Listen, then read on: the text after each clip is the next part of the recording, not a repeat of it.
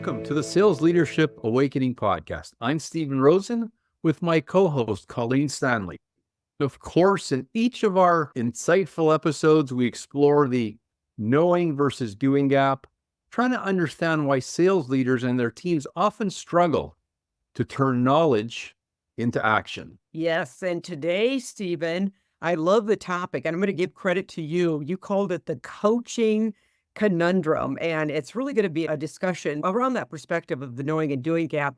Why really well-intentioned sales leaders, these are hardworking sales leaders, well-intentioned, but they still fail to develop their teams. So first of all, I was curious as to what do you mean by the coaching conundrum? Great question. And most sales managers know, if you ask them or you ask their bosses, how important is coaching? I'll tell you, coaching is very important. But the fact is they don't do it. Do they not do it, or they do not do it effectively? It's a combination of both. One of them, as you just raised, is most managers are not effective coaches. They haven't been trained. They don't have the skills. There's one study that showed that the 10 core sales management skills that coaching was the worst in terms of how managers performed. So they're not very good at it. And as you said, they actually don't even get any training on it. They just get thrown into this role, and it's assumed that they know how to coach. 100%. And coaching is a very tricky skill. I reflect back on my days when I was a sales leader. I was a lot of good things. I was inspirational. I was driven. I probably wasn't the greatest of coaches.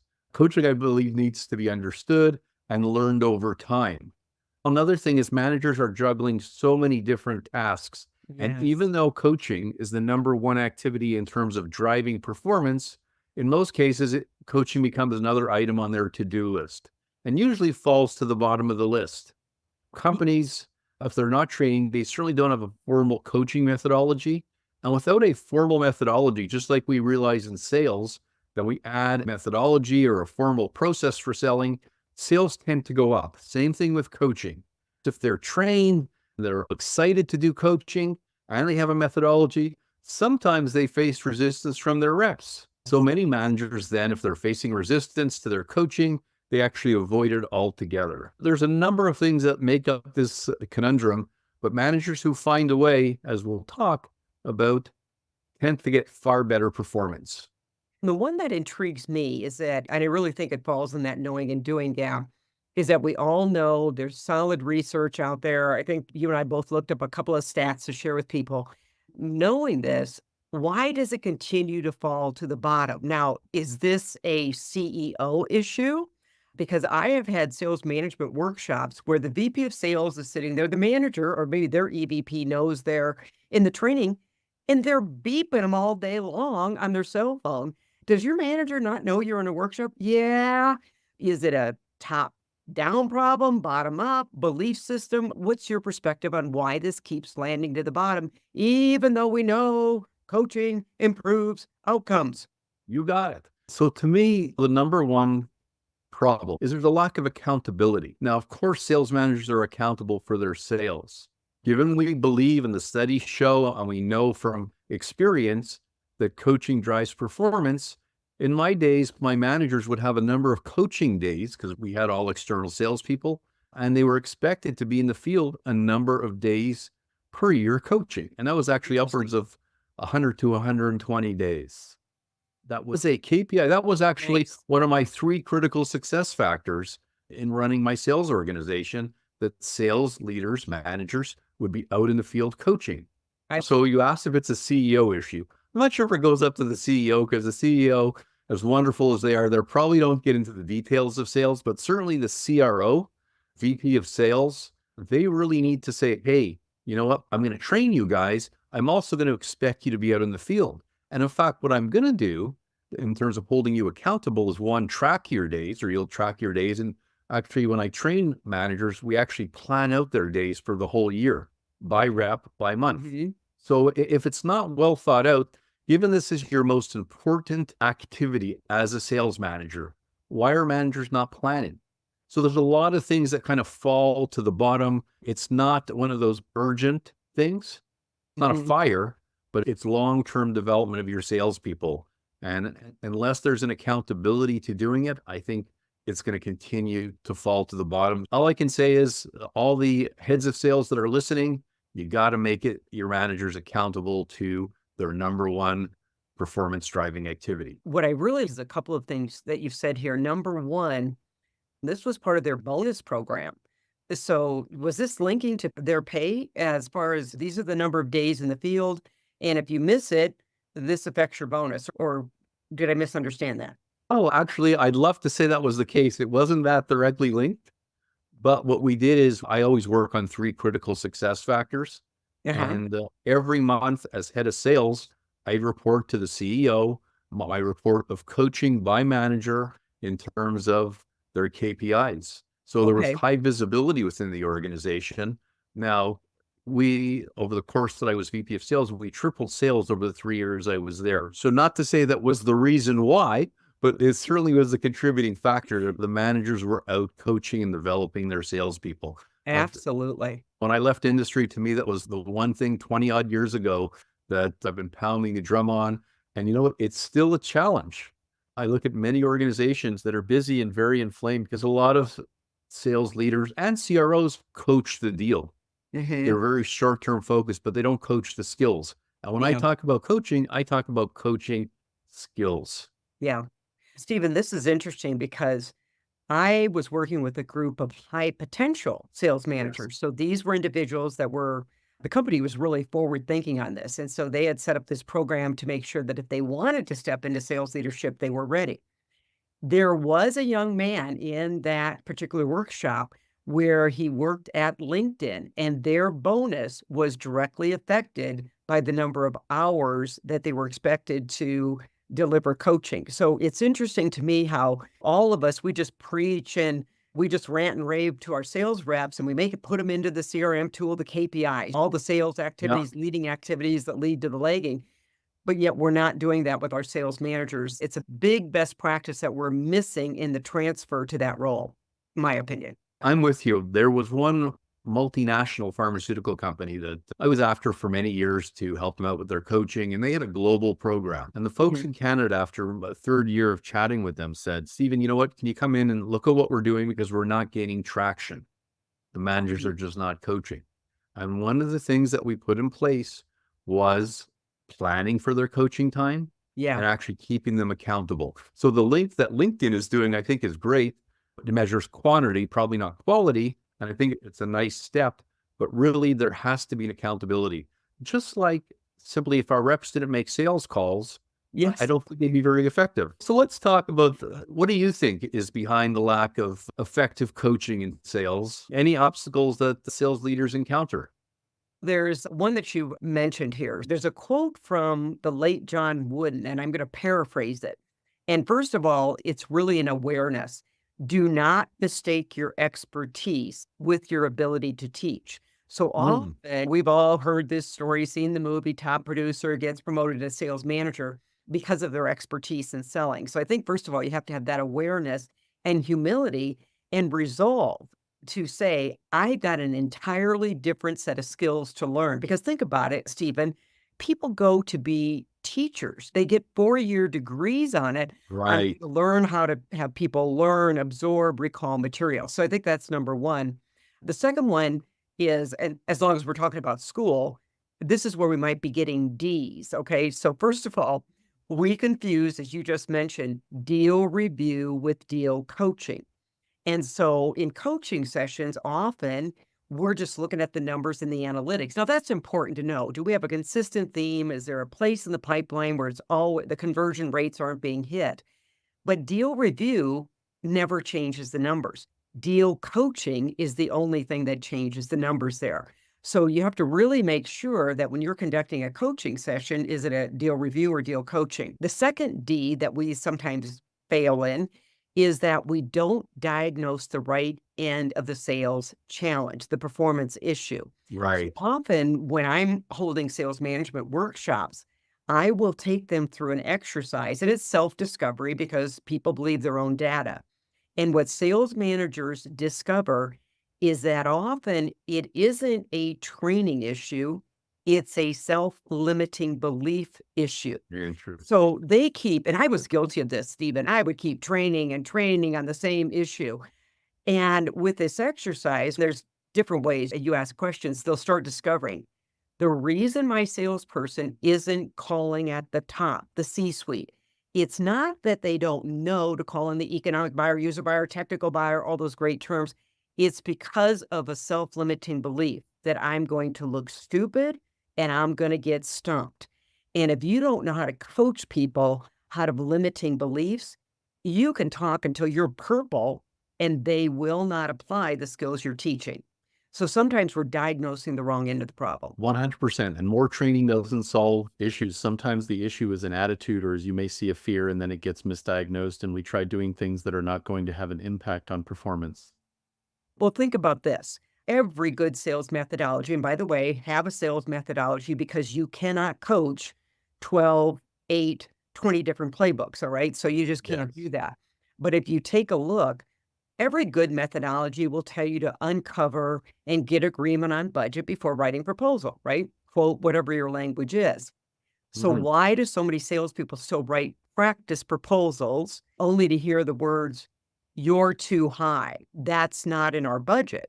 It's because they have a self-limiting belief system that if they continue to be assertive during the budget step, they'll look pushy, they'll turn off the prospect. Now, that could be a skill issue on how they're saying it, but I'll guarantee you half of them, when they hear, "I don't have any idea," from the prospect, "I don't have any idea, just put something together," they do the okie dokie thing. Okie dokie, I'm out of here. And then they go forward and write a practice proposal when they know they should uncover budget. So there's a limiting belief. I don't want to look pushy. They go along to get along. So that would be another misdiagnosis, is either work on the belief system in the budget step or the assertiveness to gain agreement, at least on a range of a budget.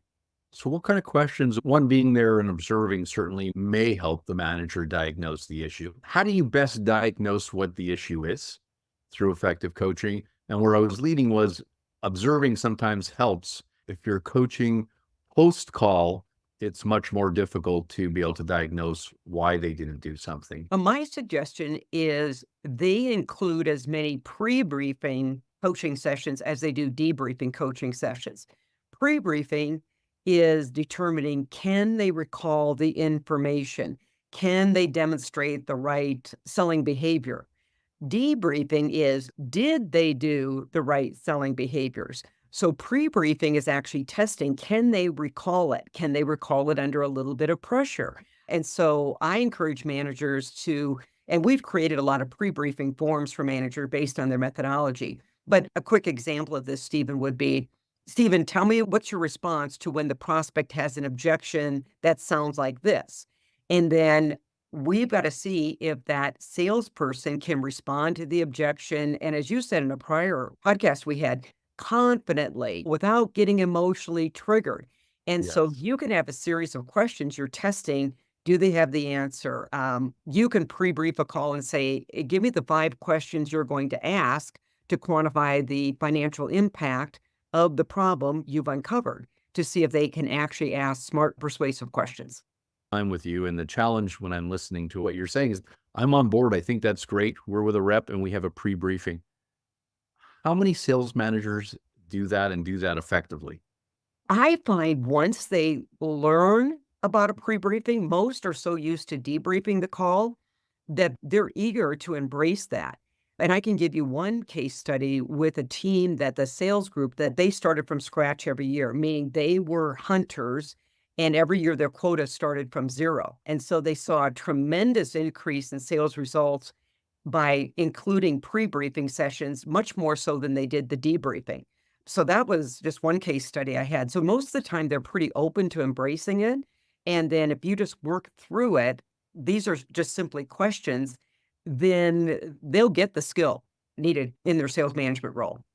That's great. Now, this is a group that invested in training. And I think in many cases, that is where one of the conundrums happen, is that if they're not being trained properly, and that's a great training technique to pre-call, to plan out the call before, to go through it, which makes it more powerful that you come back and ask the rep how they did in terms of achieving their goals. Yeah, one is, can they do it? Debriefing, did they do it? That's the way to think of pre-briefing and debriefing. And Stephen, I'm curious with the coaching you do to get people out of this conundrum, are there any like steps, frameworks, models that you teach managers that you've seen help them really get traction on the salesperson improving? So I'm going to keep it very top level. I do have a formula that I follow, but the first thing, if companies want to create a coaching culture to improve the coaching effectiveness of their sales managers, they need to do some training.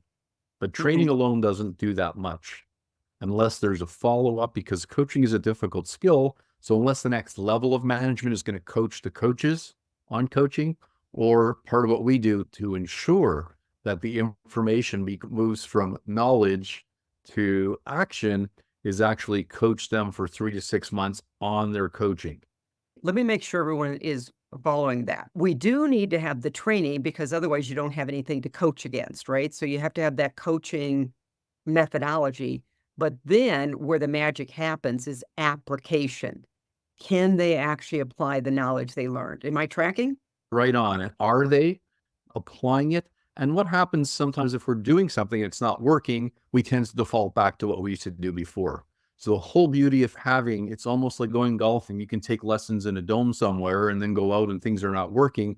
Wouldn't it be great to have that same person that was in the dome with you come out with you and say, oh, remember we said you got to grip the club this way, or you got to do this. So they're actually with you through the process, or at least debriefing with you on how your swing went post training.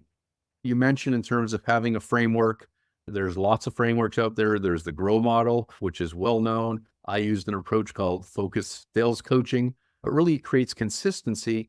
And what we've learned, anytime you implement a selling process, sales go up. Anytime you implement the coaching process, sales go up. One of the things we talked about earlier is being clear on what the expectations are from coaching. How I look at it is, if a coach or a manager over the course of 6 to 12 months able to help a rep move from a proficiency on a specific skill, let's say it's discovery or even on prospecting, from a proficiency of 5, 6 out of 10 to a proficiency of 8, 9 on 10, I look at it as they've done a great job, because in most cases, coaching never moves the needle. They try to coach the entire sales process where it may be one selling step, one selling stage, that this is where the rep, if we really hone in there and develop either mindset skills, selling skills, what have you, that's where we're going to get the traction. And that's why I call it focused, because sometimes the rep needs to improve in 7 or 8 areas, but you just can't. So part of it is, when I talk about an 8 or a 9 or a 10 on 10 in terms of proficiency, another term I use is skill mastery. You become a real master at that skill. Well, that doesn't happen overnight. What a lot of sales managers do is they do what I call flavor of the day coaching. Yeah, this is what I feel like doing today. Or today we're going to focus on chocolate. Next time we're going to focus on vanilla. So today we're coaching discovery. Next week we're coaching prospecting. To learn and grow, it doesn't happen overnight. It's an ongoing sequence of events where, hey, a lot of the growth happens when the manager is not there because the rep is focusing on 1 or 2 key skills. Yes, yes. What's interesting, Stephen, you're reminding me of one of my favorite books. The title is The Talent Code by Daniel Coyle. He went all over the world to look at these hotspots of talent. And what he discovered is exactly what you're talking about. So the great teachers and the great students, they didn't work on a whole bunch of stuff. I believe it's called chunking. They would take, maybe if they were a musician, they'd take one piece of the playlist or what have you, play it over and over until they mastered it. And so I think that's our desire to help our salespeople. We're actually screwing up because they need to master the whole sales process, right? But sequentially is the best way to do it. 100%. There has been studies that show that if you improve 1 or 2 areas in someone's selling skills, it has a tremendous or significant impact on their performance. So if we try to do too much, as I said earlier, coaching never moves the needle. To me, moving the needle is improving one skill that the rep is able to master. If you can't master prospecting, you certainly don't need to master the discovery process because you're not going to have any meetings by which to run the discovery process. I recently wrote an article that the data is that I believe over 50% of reps hate prospecting. Also, problem is managers avoid coaching prospecting. Sometimes they try to offload it onto their sales enablement people, but they avoid that component of the selling skills. And to me, it's doing the basics of strategy for success. So I'm just going to add a couple other things. I know I'm long in the wind on this. We talked about post-call and pre-call.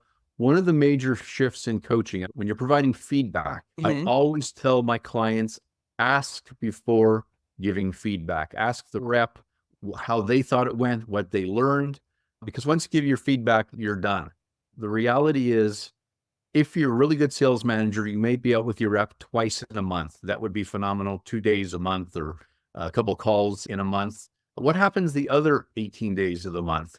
We need the rep to be self-evaluating. And if we can teach that skill when we're coaching, that they self-evaluate post-call, they may have missed some stuff, but we want them really evaluating themselves before we give the feedback. The last item that I think managers can improve their coaching skills on is booking regular coaching sessions. I do this for a living. I coach sales leaders. And one of the things that I tell sales leaders, if we don't book once a month, there's really no point in having a coaching program, because coaching builds momentum. And it's always about holding them accountable to what they said they're going to do last. So as a leader, if we arbitrarily say, okay, tomorrow I should probably coach, I'm going to coach Colleen. And then 3 weeks later, I think, oh, maybe it's time to coach Colleen again. I'll give her a call. For coaching to work, you've got to have regular sessions booked. And the sales rep knows that you're coming back out with them in 3 to 4 weeks. So hopefully the emphasis is on working on those skills. Absolutely. What's interesting, the consistency, I will hear sometimes the excuse, busy schedules, I've got a lot of reps, and I'm always reminded of a sales manager, VP of sales I worked with, I'm going to say probably 13 years ago. At that time, he had too many direct reports. He had 16 direct reports. However, he ran a coaching session with each one every week. And I remember asking him, I said, could you go to every other week? And he said, here's what I've learned. I have really good salespeople, but when I miss a week, they start veering off track. And the outcome of this is a company that went on to achieve over 100 million in sales, has recently been acquired. So a nice success story. So I'm always reminded of this sales manager. And I guess it's like, if you think it's important, you'll make the time to do it. So as a sales leader, I would probably challenge them when they're using the time excuse or what have you, examine your own belief system. Do you believe this is important? Because we always make time for what we believe is important. I agree with you 100%. So if it is important, then the doing component is blocking your time. Right. I work with managers. One of the things I suggest they do when we start working is book their coaching sessions at least 3 months out. So what happens is basic time blocking, right? If this is your most important results generating activity, then why shouldn't you book it? And then other stuff comes up and it's like, oh, sorry, I'm out in the field coaching that day. That's right. It's what we teach our sales reps. Calendar block time for prospecting, account management. You've got to play those same skills need to transfer to that sales leadership role. So it's interesting where that sometimes gets lost. What we did as a top seller, we're not transferring to our role as a top sales leader. I guess there's one of two ways to look at this. If you look at effective coaching, what's the impact overall on the team? Or if you look at the opposite equation, what is the impact of ineffective coaching on a sales team? And you have any examples or data that highlight the importance of great coaching? There's a couple of data points studied by CSO Insights, found that companies with a formal coaching process, so that probably means they've got a methodology by which they're coaching, they achieve 28% higher win rates than those without. So get a playbook and then coach against the playbook. Now, another stat I thought was interesting was the Sales Executive Council showed that more coaching, regardless of the quality of coaching, improved performance by 17%. So what I've got to believe is that, let's say the coaching isn't effective, but at least the salesperson is feeling supported. I matter. Somebody cares about what I'm doing. So for sales managers that are getting a little worried, I'm not this great coach yet, don't worry. Simply show up. So that's some of the data on the positive side. That's really great data. And some of it's about showing the love. In terms of coaching, always the question comes up in training sessions, who do I coach, my A's, B's, or C's? To me, the answer is you coach your A's for some skill improvement, but also you coach them to show them the love, that you care about them, that you're engaged in their business. So you have the biggest lift because you have incremental opportunities to improve their skill sets. And the C's, you got to make some decisions there, the C's or D's, depending on how you frame up your salespeople. And what you have to look at is if you're hanging on to C's for too long, you don't have a training and coaching issue. You have a recruiting and hiring issue. Because if you had a full salespeople pipeline, you would not be hanging on to C's. So this again, are we diagnosing the right end of the problem?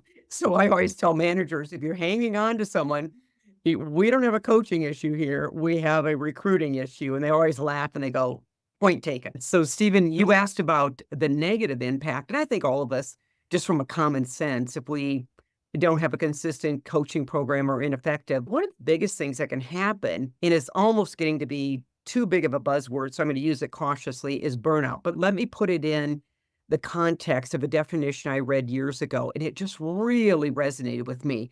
And this individual said, burnout happens when you're not making progress. And how many of us in our life, we have felt burnout? It's not from the long hours. It's maybe not from extra workload, because sometimes long hours and a big workload, if you see progress, you're not getting burned out. You might be tired, but that's different than burnout. And so I think for sales leaders, if we're not providing that consistent, effective coaching, this is a person that's just getting discouraged. They're working those long hours. They're working really hard, but they're not getting any traction. And then, as we know, burnout leads to turnover, low morale, and all of that is very costly to a team. Because if you've got too much turnover going on, the second problem you have are customers leaving. Nobody likes the news showing up on Zoom, in person, on a phone call where they have to be. Have you ever been in a doctor's office where you have to tell them your history over and over again? Yes. And they're sitting there going, you should know me. We've been doing business with your company for 5 years, but you got a revolving door going on. Burnout, morale, and then customer retention is going to be affected. So to me, equation for performance comes back to sales leadership, and great sales leaders are going to get better performance on so many levels just because of how they approach their people. Absolutely. It's just like real estate, location, and the sales leadership, it's people. We've had a great conversation again today. So for everybody listening, I hope you gain some insights with our Sales Leadership Awakening podcast, where Steve and I do our best to help you bridge the knowing and doing gap in your role as a sales leader. Thanks, everyone. Thank you.